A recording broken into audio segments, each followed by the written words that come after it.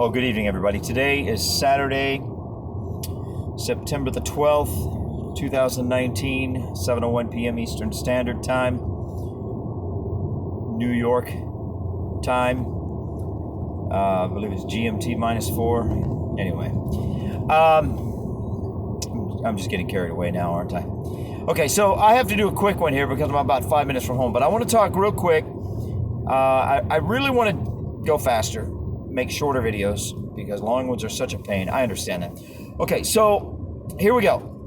This will force me to be short. 5 minutes from home. Okay, how do large scale conspiracies, if they are accomplished, okay, if they are, let's just assume for the moment, for the sake of argument, that they are. How do they work? What's the mechanics? In other words, how do you get 175,000 employees of NASA, for example, in on a conspiracy? Or how do you get millions of aerospace engineers in on a conspiracy? Or how do you get millions of nutritionists to tell everybody to not eat fat because fat will give you heart disease when fat is what you need?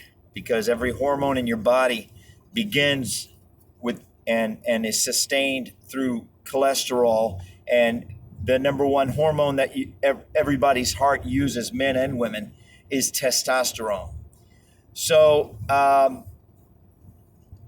how do you get millions of people? Everybody thinks it takes a lot of people to achieve a conspiracy, and I believe that's wrong. It's not a lot of people. It's a small number of people. Everybody thinks the battle for the truth is occurring with them. And the truth of the matter is that I believe, my conclusion about this is, because I've thought about it a lot, because it's a daunting challenge to be challenged with this question. It's like, I don't know, so I've thought about it a lot. Pareto's principle applies. I talked about that before. I completely mucked it up. The 80-20 rule. Anyway, that applies, and applies with extraordinary relevance, by the way. 80% of the people have 20% of the people have 80% of the power, money, the influence. And then you go and you look at those 20%, and 20% of those are actually influential among those 20%. So now you're talking about 20% of 20%. Eventually you get down to a boardroom of 8 people, and 20% of those 8 people are the people who are really the force and the influence and the chutzpah. Is that the right way to pronounce that word? Hebrew word, chutzpah? I think it's chutzpah. So I think when you start thinking about it in those terms, it becomes a little bit more understandable. Also, most, if not all, conspiracies involve either one, the government explicitly, or number 2, structures of power structures, right?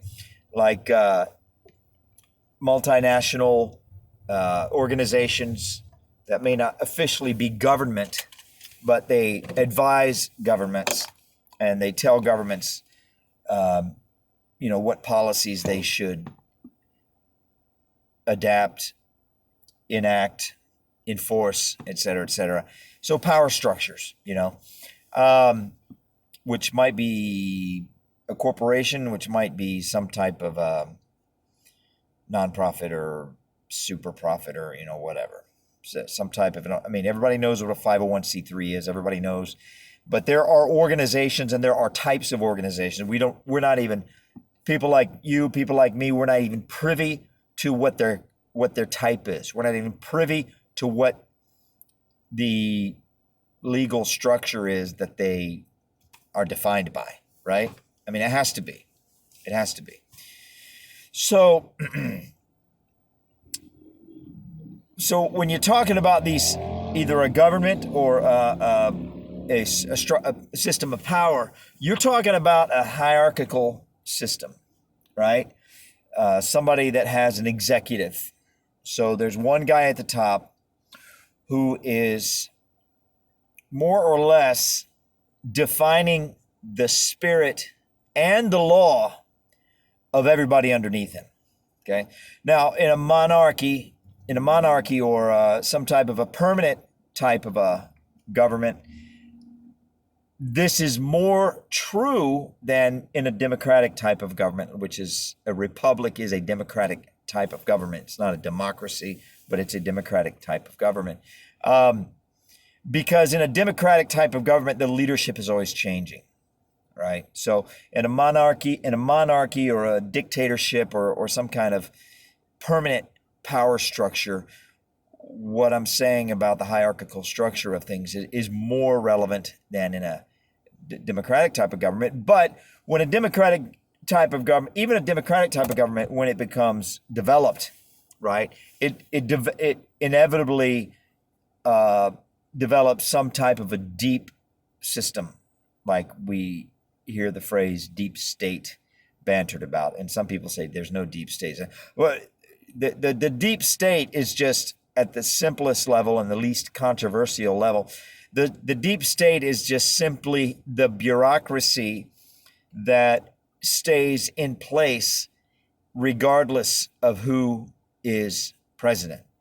And when you have a bureaucracy that is defined by hundreds of thousands of pages of law and advisement and policy and standards, the heads of these bureaucracies can become very powerful because even the elected officials, after some period of time, don't even really know what they do, right? Much less the public. So, in a well-established, long-established democracy, the bureaucracy can actually overturn the balance of power that they're supposed to have with the elected representatives, where the elected representatives tell them what to do. It can become like a ship that becomes top heavy. It overturns, and the power structure begins to operate in the reverse fashion, where the bureaucracy is telling the elected officials what to do. So that's what, at the simplest level, that's what the deep state is. At the less simple level, the deep state is the conspiracy stuff, the Illuminati, the Jesuits, the Freemasons, the Order of the Oak, the Order of the Axe, the Order of the Cloak, the Order of the, all these, the Skull and Bones. I mean, thousands and thousands of secret societies, which, again, in my mind, are synonymous and comparable to the thousands and thousands of denominations that roll up under Christianity. The thousands of secret societies, they all roll up under the Illuminati. It's just it's an as above, so below type of an arrangement, where it is exactly the same below as it is above, but the difference being that it's good versus evil, and it's transparency versus secrecy, right? And it's righteousness and uprightness versus evil. So you got in the above world, where they truly are above because their infiltration does occur, right? I mean, the above isn't really infiltrating the below. There wouldn't be very much point to that unless you look at it like in terms of, they're trying to prosecute the, but I mean, that's minimal. But the below is always trying to infiltrate the above, because the objective of the below and the hunger and the lust of the below is the acquisition of wealth and power. So they're always trying. It's like cancer, right? I mean, cancer doesn't just invade an organ and stop; it spreads. So anyway, how do millions of people get duped? It's because it's the 80-20. The 20% are telling the 80% what to believe, okay?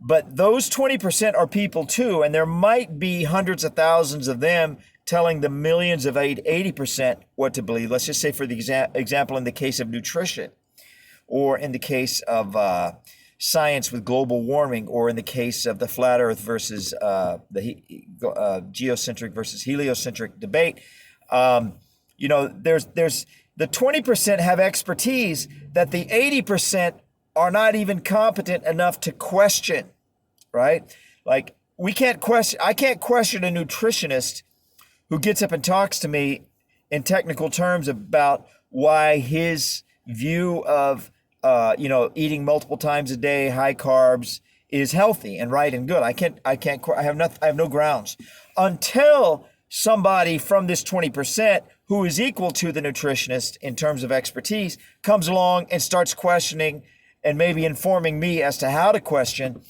So it's the 20% advising the 80%. But then within the 20%, there's 20% advising the 80% of the 20%, right? And what eventually happens is it just becomes a question of power. So what the 20% within the 20% are always doing their best to legitimately, honestly persuade the 80% within that 20% that they are right.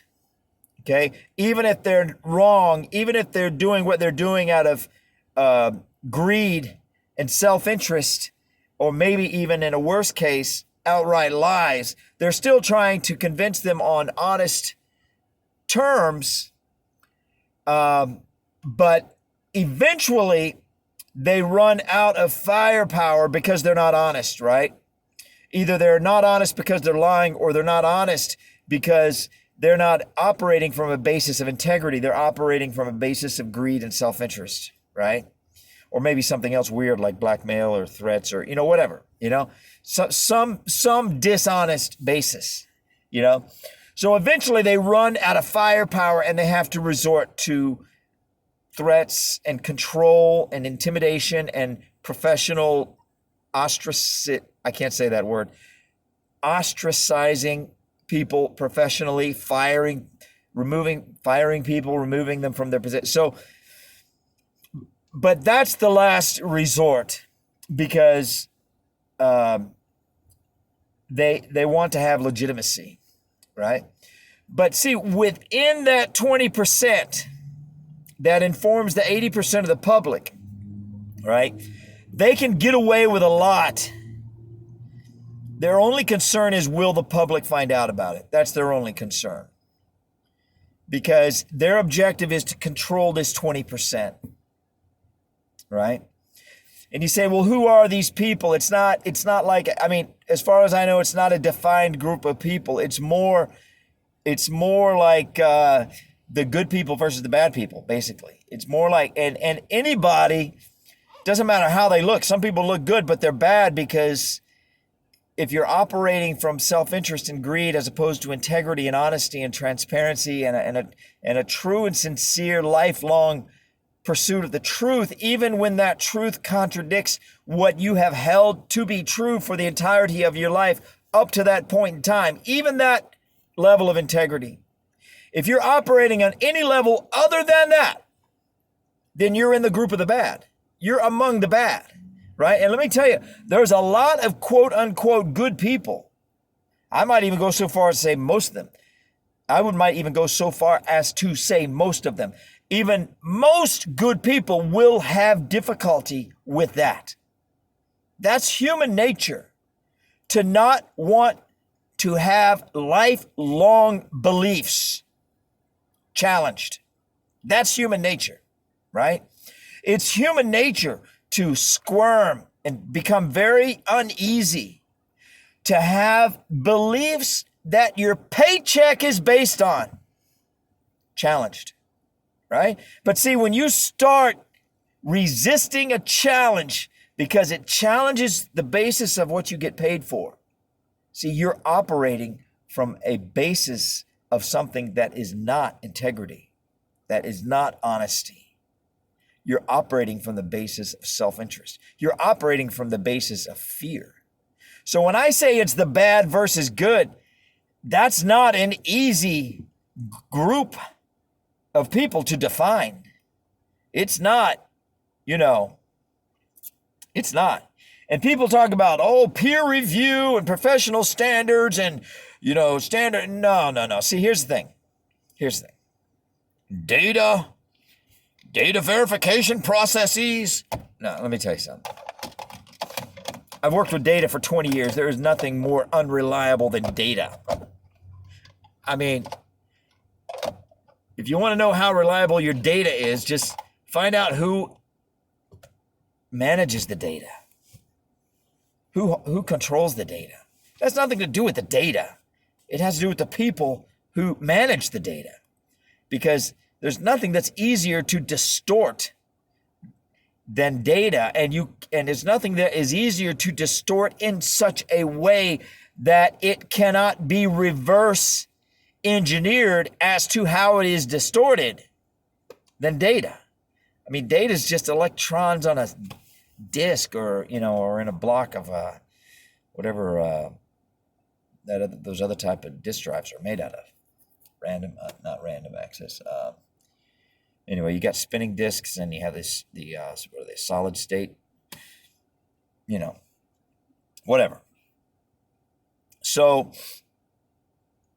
point being is that it's Pareto's principle. It's the 20%, the 80%. The 20% are the professionals. They're telling the 80%, and the 80%, that's us. It's anybody who doesn't have expertise, in a given field. That's the 80%. And a doctor who is in the 20% in his field is in the 80% when it comes to space engineering, right? And vice versa. So it's not, like I said, this is not like these people are good and these people are evil. It's not that well defined. It's kind of like fungible. It's kind of like spiritual. It's like the collective integrity of the society. And how do you define that? Point being is we can't define that. Only God can define that. God only knows how he uses it, what methodology he uses to define that, but he knows, right? We don't know. And so you just have to remember that the most honest, upright, strongest pillar of the community, I love that phrase, pillar of the community, that there is around, could at any point in time be the biggest liar in town, okay? The biggest con artist, because that little seed, or it's more like a root of a tree. I was talking to a guy today that said that he was working on a lady's house who's like some kind of really, really, really, really high paid person. And, like just think of the most high paid person, whoever that might be by your definition. That's what this lady is. And anyway, she had a tree next to her house. And he went in to take out a wall because he does construction. And the tree's about 5 foot from the house. And the tree roots had grown up the wall from the floor to the ceiling, covered the wall in roots. I said, well, how does a tree root get through the foundation? He said, I don't know, man. I don't know. There's some crack in the foundation. The tree found a crack, made a crack. He didn't know. So that's what this is like. It's like a little crack of integrity in somebody's integrity, and the root gets in there, and it's just growing beneath the surface, and you don't even know it's there, and it's creating black mold, and it's like it's not really a problem. It's not a present problem, but it's a problem that's waiting to bud. It just needs one event. He said when he took out the wall, he had to leave the house because he couldn't breathe. That's how thick the dust, the black mold or the mold or whatever the stuff was. He had to get a respirator to finish the rest of the work. So that's what I believe these conspiracies, I think that's how they function. It's just a few people, 20% of the people controlling the other 80% of the people, and there's 8 people on a board, right? And that board represents a foundation, 501c3, some type of influential organization like the Council on Foreign Relations or some advisory board for an industry or whatever.